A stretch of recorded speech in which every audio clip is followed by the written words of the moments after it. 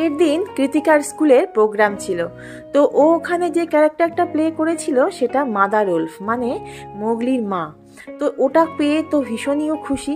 এখনও দিদুকে ভয় দেখাচ্ছে যে আমি মাদার উলফ, তুমি আমাকে ভয় পাও। তারপর ফটো সেশন, সবাই কৃতিকার সাথে ফটো তুললো। এখানে প্রিন্সিপাল স্যার আছেন, ক্লাস টিচার আছেন আমাদের।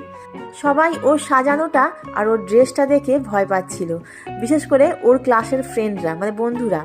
তো তারপর এসব মিটিয়ে আমরা বাড়ি ফিরছি, আর এখানে আমাকেও দেখুন ভয় দেখাচ্ছে। ভালো লাগলে সাবস্ক্রাইব করবেন।